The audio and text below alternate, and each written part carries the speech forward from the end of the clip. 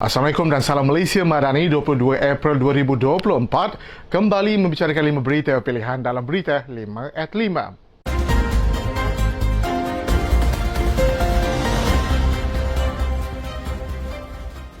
UMNO menghormati kerusi-kerusi yang dimenangi oleh rakan komponen dan akan mendukung serta memberikan sokongan yang tidak berbelah bagi kepada mana-mana calon yang bertanding atas nama Kerajaan Perpaduan. Presiden UMNO Datuk Seri Dr. Ahmad Zaid Hamidi menegaskan perlunya penyelesaian yang harmoni terhadap perbezaan pendapat di antara rakan-rakan komponen parti untuk memastikan kestabilan politik di dalam Kerajaan Perpaduan. Dalam hal itu, sekiranya terdapat sebarang permasalahan dan kenyataan yang dikeluarkan, beliau berpendapat dan berpendirian tersebut tidak mengecilkan hati mana-mana pihak dan dapat diselesaikan dengan kaedah paling terbaik bagi mempermudahkan Perdana Menteri Datuk Seri Anwar Ibrahim mencari titik persamaan. Untuk rekod, Suruhanjaya Pilihan Raya SPR menetapkan Raya Kecil Dewan Undangan Negeri Kuala Kubu Baru pada 11 Mei 2024 di mana tarikh penting penambahan calon pada 27 April 2024 manakala kemudian pada 7 Mei 2024. Seperti biasa, tempoh berkempen akan bermula selepas pengistirahan calon yang bertanding pada 27 April 2024 sehingga jam 11.59 malam 10 Mei 2024 selama 14 hari. Naib Presiden UMNO Datuk Seri Wan Rosli Wan Ismail berharap agar MIC dan MCE dapat mempertimbangkan kembali keputusan mereka menjelang pilihan raya kecil Dewan Undangan Negeri Dun Kuala Kubu Baru. Beliau berpendapat bahawa kemenangan dalam PRK kali ini harus tetap berada di tangan Kerajaan Perpaduan yang merupakan asas kestabilan dan kemakmuran negara. Beliau berkata dalam mengharungi politik yang lebih matang terutama setelah pilihan raya umum ke-15, parti-parti komponen Barisan Nasional termasuk UMNO harus menerima perubahan tersebut seiring dengan kesepakatan dalam membentuk Kerajaan Perpaduan. Beliau bagaimanapun menghormati keputusan MCE dan MIC untuk tidak turun berkempen pada PRK Kuala Kubu Baru jika kerusi tersebut tidak ditandingi oleh calon Barisan Nasional. Namun katanya sebagai rakan politik dalam Kerajaan Perpaduan, semua parti komponen BN perlu bersedia menerima sebarang keputusan agar memastikan calon yang sesuai bertanding di kerusi tersebut. Beliau berharap agar kedua parti tersebut mempertimbangkan kembali keputusan demi kestabilan dan kemakmuran negara. Timbalan Pengurusi Barisan Nasional Datuk Seri Muhammad Hassan menegaskan bahawa parti-parti komponen Barisan Nasional perlu membantu calon yang akan bertanding mewakili Kerajaan Perpaduan dalam pilihan raya kecil Dewan Undangan Negeri Dun Kuala Kubu Baru tidak lama lagi.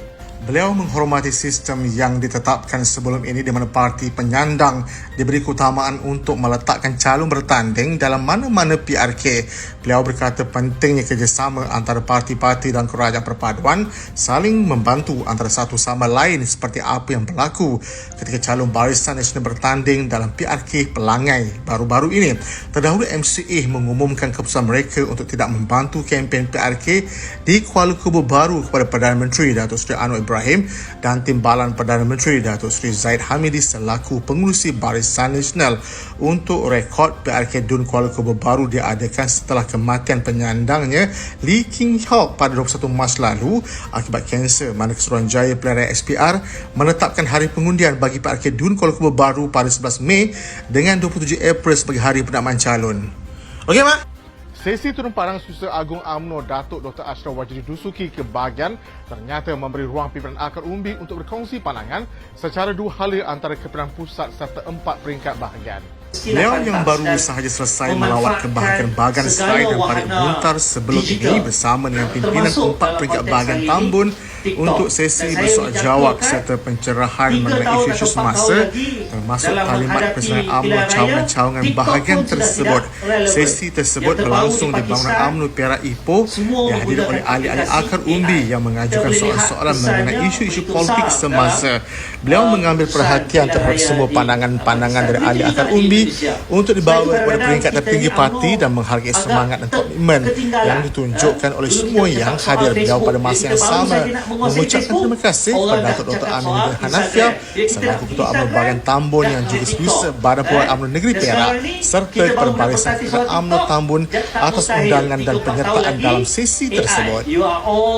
Ketua Perangan UMNO Negeri Datuk Saiful Azizi Zainul Abidin berkata Prestasi Datuk Seri Muhammad Sanusi Mat Nur selama hampir 4 tahun menjadi Menteri Besar Kedah belum mencapai visi The Greatest Kedah yang ingin menjadikan negeri tersebut sebagai sebuah bandar kelas antarabangsa menjelang tahun 2035. Beliau berkata konflik antara Kerajaan Persekutuan dan Kerajaan Negeri Kedah menghalang usaha pembangunan menyebabkan banyak projek tertangguh serta dipolitikkan. Beliau berkata hubungan yang tidak sehaluan dan tidak selari antara kedua kerajaan mengakibatkan lebih banyak pergaduhan daripada kerjasama yang berlaku.